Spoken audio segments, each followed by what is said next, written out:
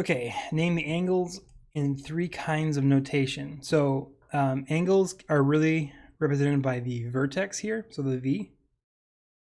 And there's 3 ways we can designate this angle. First off is just naming it by the vertex, which is going to be the angle of V. That's E. That's the easiest way. However, sometimes that's not clear, and so we have to use the ends of the angle as well as the vertex. We can show that by saying UVW. We start with one end, then we say the vertex, and then we say the last end. So it's like the vertex is sandwiched between these 2 ends, which is what it kind of is as an angle. So UVW is one angle there. UVW. Also, WVU, that's the exact same thing. WVU, I'm just rearranging which way I'm saying it. UVW, WVU, it's the same thing. That's what C is saying there. Now you also see that we have a variable right next to the angle. That's the same kind of thing as the vertex, but it's a little bit clearer. So sometimes we like to say that this will be angle X. So B is also the correct answer. UWV would be UWV, so that would be like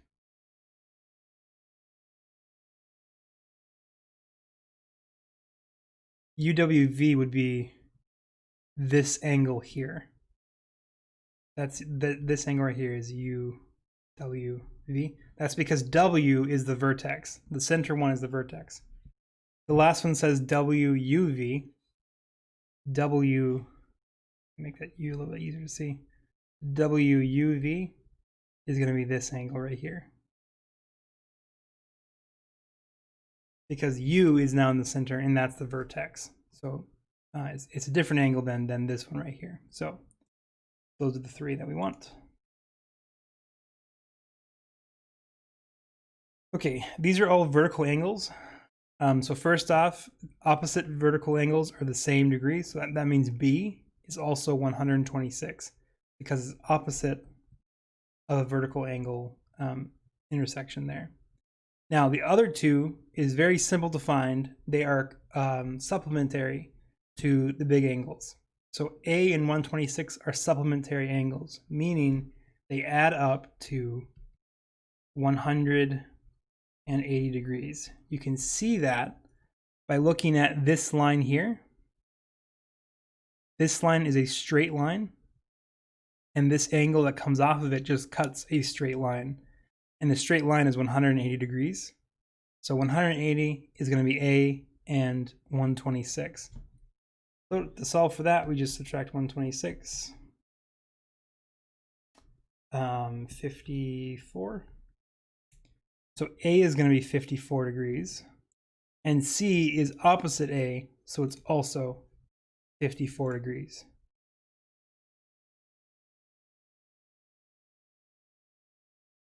Okay, the triangle shown on the right, one angle is given, the other 2 angles, we need to find those angles.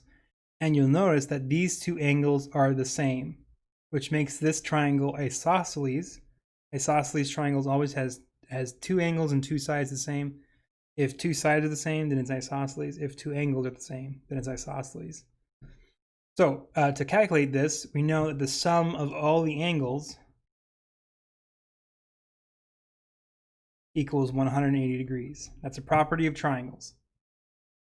So 54 degrees plus A equals 180. However, A and A are both like terms.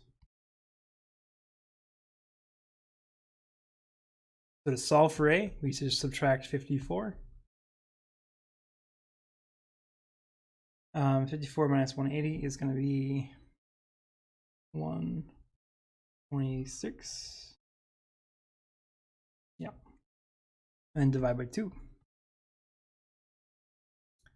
This is 63 degrees. So both A are 63 degrees. Yes. Label the shaded area as acute, obtuse, right, or straight. Now, what we're really using is for any angle, for this one, we're just going to draw a right angle. A right angle is 90 degrees. So this angle is bigger than 90 degrees, meaning it's obtuse.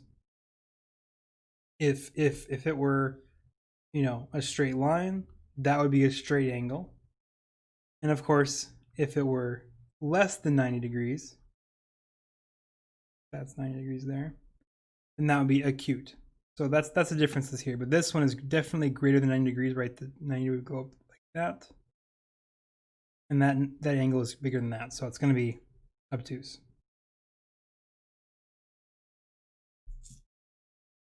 This one also 90-degree angle. It's right there. This one's greater than 90 degrees. It's obtuse.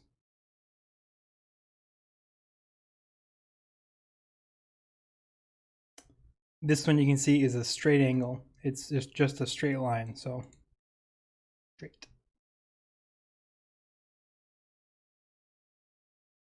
This one, right? 90 degrees is like this. This one's smaller than that, so it's going to be acute.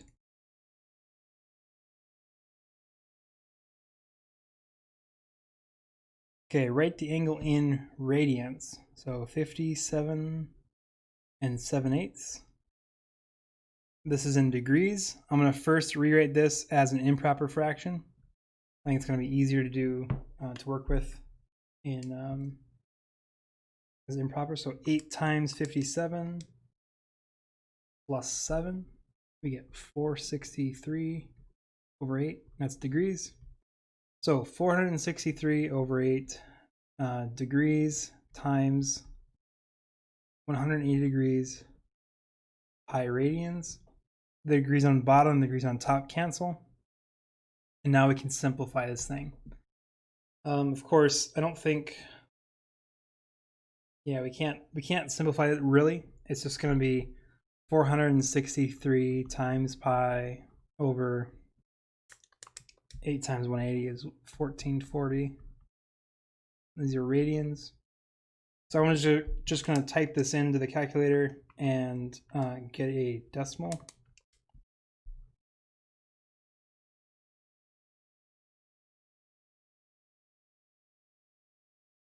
And it says type an integer or a decimal rounded to the nearest hundredth place. Hundredth is this 1. But do not round up. 1.01 radians. Good. Okay, find the length of the missing side of the triangle. This is definitely a Pythagorean theorem because we have a right triangle. 25, 15, and x. A squared plus b squared equals c squared. Main thing to note is that opposite the right angle is the hypotenuse, and that's going to be c. It's 25 squared. It doesn't matter which one you put 15 in to find the other one. I can just replace the other one with x. And now we have 15 squared, 225, I think. 225, 25 squared, 625.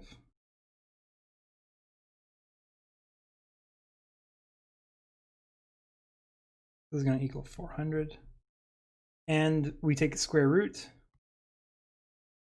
This is not positive or negative because this is a distance, and distances are always positive. We don't have to worry about that whenever we take a square root. And then the square root of 400 is 20. So x is 20. It's going to be 20 feet because both these sides lengths are feet. Yes. Okay, same idea, same problem, but now we do not know the hypotenuse. And that's what we're trying to find. This is x. So we have 4.6 squared plus 6.3 squared equals x squared. 4.6 squared plus 6.3 squared. That gives me 60.85 equals x squared. Take the square root.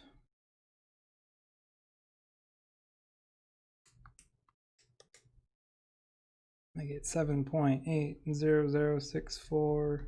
Continues. Round to the nearest tenth. That's going to be 7.8 feet. That's correct.